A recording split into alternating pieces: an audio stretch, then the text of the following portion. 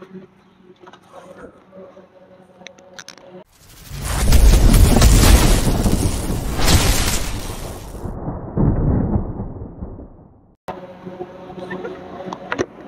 Everyone, সবাই কেমন আছেন? আজকে যাচ্ছি হলো শান্তিনগর ভার্সিটি, আজকে প্রোগ্রাম। মাঝে নতুন ব্লগ আবার। আজকে 16 ডিসেম্বর, সবাইকে 16 ডিসেম্বর শুভেচ্ছা। আজকে সকাল সকাল বের হয়ে গেলাম 10টা বাজে, 9:50 বাজে। রাস্তা পুরো ফাঁকা পাবো, বাইক টাইম না যেতে পারবো। এটা হচ্ছে গুলশান এরিয়া, গুলশান রাস্তা খালি থাকে। গুলশান হাতিঝিল দিয়ে বেরোবো, হাতিঝিল দিয়ে রামপুরা দিয়ে বেরোয় চলে যাবো। ঠান্ডা লাগছে, জোর ঠান্ডা। দেখতে থাকুন ব্লগটি। আমাদের এরিয়াটা হচ্ছে গুলশানের ভিতর পড়ছে, মহাখালী জোন। তাই এই সময় গাড়ি সকাল সকাল বা আছে বিভিন্ন অকেশনাল শুক্রবার শনিবার রাস্তাগুলো খালি থাকে, তখন বাইক চালানো মজাটা অন্যরকম। এজ ইউজুয়াল আমি অফিস ভার্সিটি ছাড়া বেশি একটা ঘুরি না বাইক নিয়ে, কারণ সময় থাকে না হাতে। যখন ভার্সিটি যাই বা মাঝে মাঝে অফিস যাই, তখন এই ভিডিওটা করা হয়। আপনার বলতে পারেন যে একই জিনিস বারবার কেন। ইনশাল্লাহ নতুন কিছু নিয়ে আসবো আপনার একটা ট্যুর মুর গেলে। আপাতত ট্যুর মুর নেই, সামনে 31st নাইট, ওইটা প্ল্যানিং এ আছি। 31st নাইট করবো KFC। নাস্তা করা হয়নি, নাস্তা করতে হবে ভার্সিটি গিয়ে। ফ্রেন্ড আজকে কলিজা সিঙ্গারা খাওয়াবে।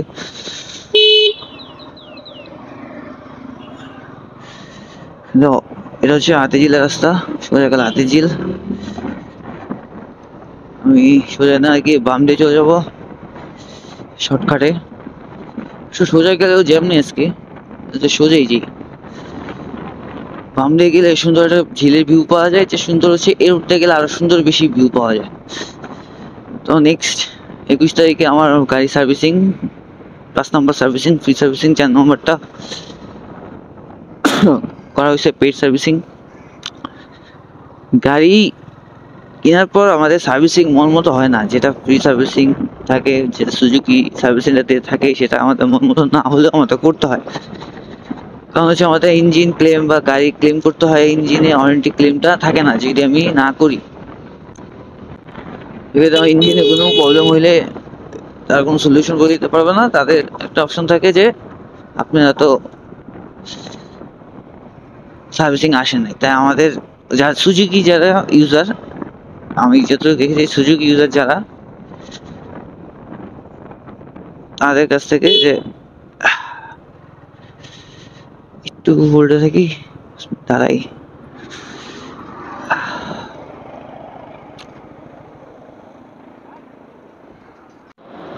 ওকে ভিউ ডান।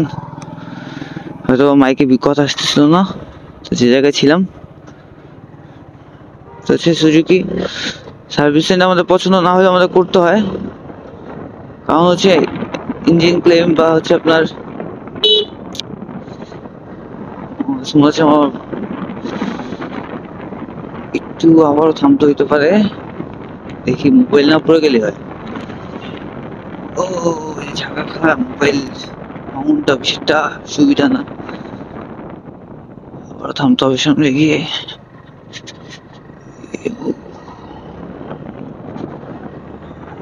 দাঁড়াই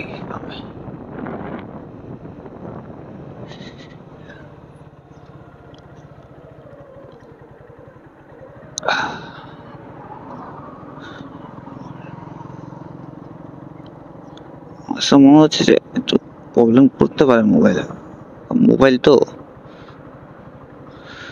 কোন সময় কি নাশা কথা করে আল্লাহ খোদাই জানে। যেটা হোক বিসমিল্লাহ বলে টান দিই।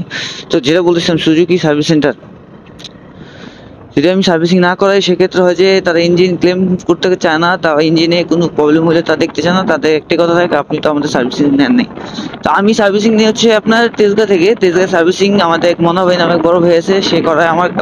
আমাকে টাইম তারা দিয়েই করে, কারণ সে অনেক ভালো কাজ পায় আমার কাছে যেটা মনে হয়। সে আমার প্রবলেম সব শুনে সেটা রাইড করে, রাইড শেষেতে সে আমার বলে যে এটার প্রবলেম। ইভেন সে আমার ইঞ্জিন ট্যাপিং সাউন্ডে যে প্রবলেমটা সে আমার ফ্রি করে দেয়।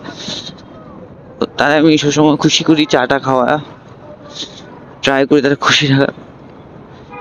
সেম রাস্তা, টান দিয়ে চলে যাই। তো এটা হচ্ছে আমাদের ব্র্যাক ইউনিভার্সিটি। আগে ছিল আমাদের এরিয়াতে, আগে একবার ভিডিওতে বলা হয়েছিল, এখন চলে আসছে রামপুরা। তো এটা রামপুরা রাস্তা, বুদ্ধ মন্দির, আপনগর এরিয়া সাইডটা। আজকে রাস্তা খালি হলেও আপনার মানুষের জন্য রাত্রি টানা জানা গাড়ি হচ্ছে মেন ফ্যাক্ট। গাড়ি রাস্তা যখন খালি থাকে তখন গাড়িটা নামবো অন্যরকম, আর যখন মানুষ থাকে তখন আরো পেন লাগে। আর এই রাস্তাটা হচ্ছে দুটো ভাঙা থাকে, চিপা চাপা দিয়ে ভাঙা, এটা হচ্ছে আরো পেইন। আমি এজ ইউজুয়াল রাস্তাগুলোতে একটু বেশি টানি।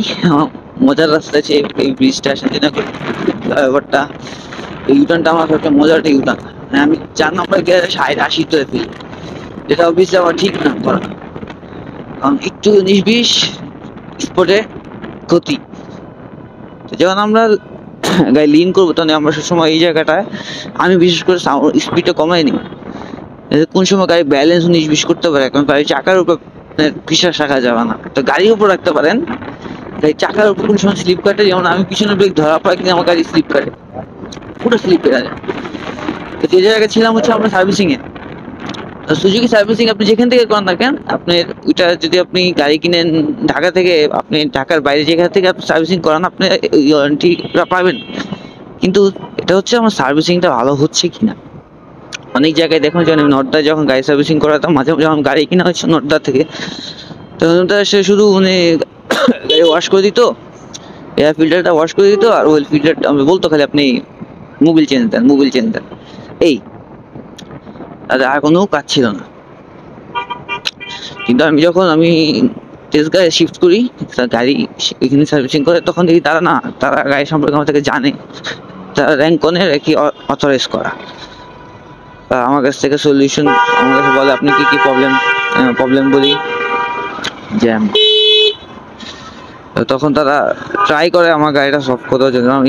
ইঞ্জিনের সাউন্ড সে করে দিছে, 600 টাকা সার্ভিস চার্জ ছিল, করে দিছে।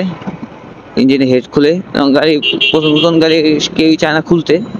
জিক্সার সবচেয়ে বড় প্রবলেম হচ্ছে আপনার ইঞ্জিনের সাউন্ড একটু বেশিক্ষণ চালাইলে আপনার সাউন্ড চেঞ্জ হয়ে যায়, এটা হচ্ছে সবচেয়ে বড় প্রবলেম জিক্সারের ক্ষেত্রে। জিক্সার গাড়ি খারাপ না, অলওয়েজ জিক্সার ইজ বেস্ট। আমার কাছে মনে হয় ইয়ামাহার থেকে আমার কাছে জিক্সার মানে সুজুকি গাড়িগুলো ভালোই লাগে, মানে স্পিডের ক্ষেত্রে, গাড়ি লংজিভিটিটা আমি কোনো সময় চেক করি নাই, চেক করাও দরকার নেই।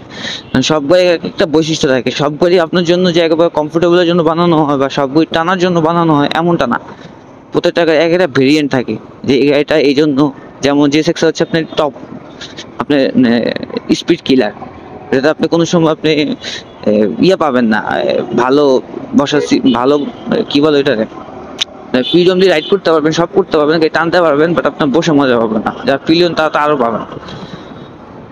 তো ওইটা আছে অন্য ধারা, যেমন অ্যাবজেট গাড়ি চালাবেন আপনি বসে আরাম রিল্যাক্সে চালাতে পারবেন, কিন্তু গাড়ির টান নাই।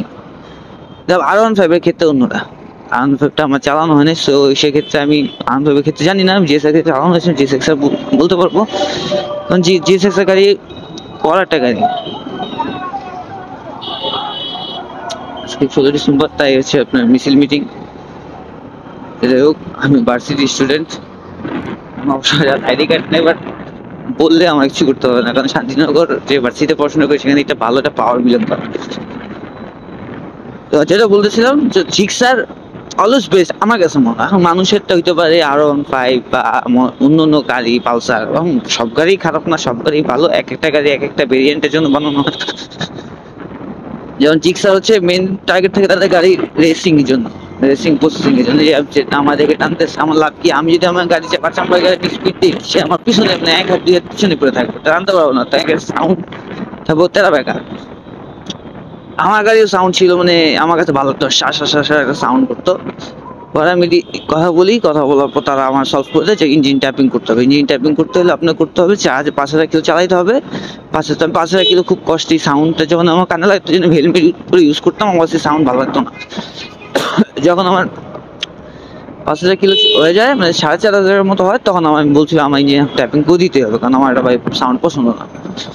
বলছি ঠিক আছে। পরে আমার 2-3 ঘন্টা, আমি ভোরবেলা যেতাম সার্ভিসিং, আমার অফিস ভার্সিটি অফ করে দিয়ে ভোরবেলা যেতাম, যাওয়ার পর আপনার সার্ভিসিং করতাম। এখন আলহামদুলিল্লাহ ভালো। লাস্ট 6 নম্বর সার্ভিসিং যেটা করাবো, লাস্ট বলতে আরো সার্ভিসিং, 10 থেকে 12টা সার্ভিসিং, টাকার খেলা সব। তো সেই সার্ভিসিংটা হচ্ছে 5 নম্বর সার্ভিসিংটা আপনার 4 নম্বর সার্ভিসিংটা হচ্ছে আপনার পেইড, 5 নম্বর সার্ভিসিংটা হচ্ছে আপনার ফ্রি। এরপর 6 নম্বরটা হচ্ছে পেইড, 7 নম্বরটা ফ্রি।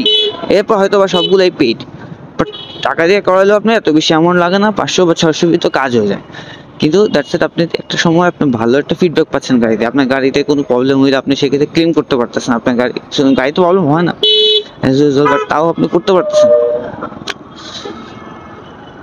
তো অ্যাজ ইউজুয়াল যারাই গাড়ি চালান, যেমন আমার এক রিলেটিভ আছে পালসার চালায়, সে 10 বছর 12 বছর একটা গাড়ি পালসার চালাই তো কি আগের যে গোল মডেলটা, তার গাড়িতে আমি কোনো সময় কোনো প্রবলেম দেখিনি। তো আমি জিজ্ঞাসা করলাম যে এটা রিজন কি, আমি সবসময় গাড়ি সার্ভিসিং মেনটেন করতাম, আমার শোরুম থেকে করতাম, তা উত্তর মোটরস থেকে করতো। গাড়ি কোনো প্রবলেম হলে সাথে সাথে সার্ভিসিং চলে যেত বা সার্ভিসিং ডেট সে মিস করতাম। তো আমিও সেটাই করি। সে পালসে এমন সিটি চালায়, সেম আমি দেখছি সে তার ক্ষেত্রেও সেই জিনিসটা মেনটেন করে। তো আমিও তার দেখা এই জিনিসটা মেনটেন করি যে আমার কাছে টাকা থাকুক না থাকুক, আমি একটা সম্পদ করছি, সম্পদটাকে আমার বাঁচায় রাখাটা আমার ফরজ কাজ। আমি কেন জিনিসটা নষ্ট হতে দেবো? তাই আমি জিনিসটা করি। সবাই গাড়ি কেনার পর যত্ন করবেন। একটা জিনিস আপনি এত লাখ টাকা দিয়ে কিনতেছেন, টাকা দিয়ে তো কিনতেছেন, ফাও তো দিতেছেন না। ফাও দিলেও তো অনেক ভালো ভালো কিসমত। এসে পড়ছি আপনার আবুল হোটেল ক্রস করা এখন ফ্লাইওভারে। যেটাই বলি না কেন, গাড়ি আপনার আমার যারই গাড়ি আছে সে জানে তার সেটা সম্পদ, আপনার একটা সম্পদ হিসাবে আছে। যে সম্পদের ভ্যালু দেওয়া শিখে দেবেন, আছে দেখে যে শেষ করে দেবেন এমনটা না। এই উঠলে আমার মাথা থাকে গরম, ওটা আমার পছন্দ। গাড়ি টানার জন্য আমি জানি না নেক্সট ভিডিওতে আমার মাইকে কথা আসবে না, এখন এই ভিডিওতে কথা কি না জানি না।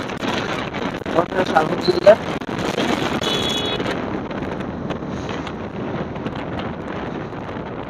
এইখানে আমি রাত্রে একবার টানার পর আমার গাড়ি 120 তুলছিলাম। আমার গাড়িতে পিলিয়ন নিয়ে চলি না, আমি আমার মতোই চলি, একা একার ফিল অন্যরকম। শান্তিনগর গাড়ি থাকার কারণে টানতে পারবো না। আর জিক্সার একটা বড় সমস্যা হচ্ছে, আপনাদের বলে দিই, যে পিছনের ব্রেক খুবই কম কাজ করে। তো সবাই এটা দিয়ে প্রায় থেকে কিন্তু আছে আমি বই, পিছনের ব্রেকের কাজটা হচ্ছে আপনি স্পিড কমান, নট ব্রেক একবার চাকা থামায় দেওয়া।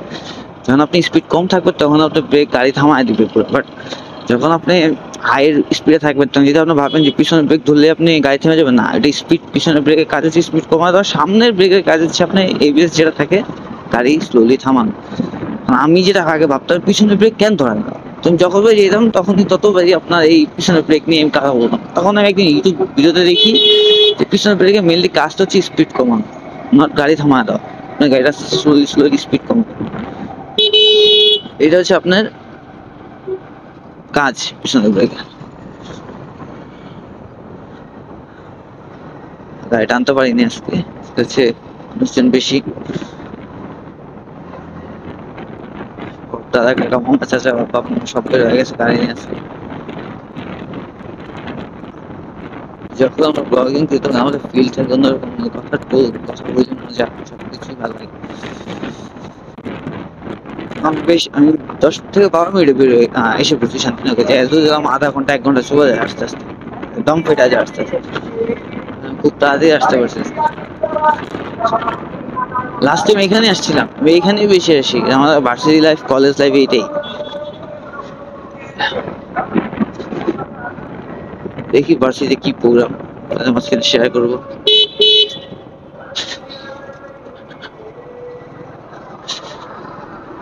কথা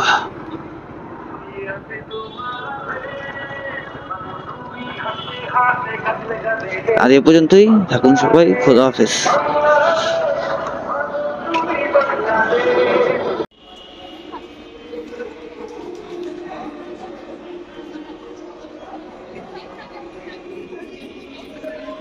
এখন যদি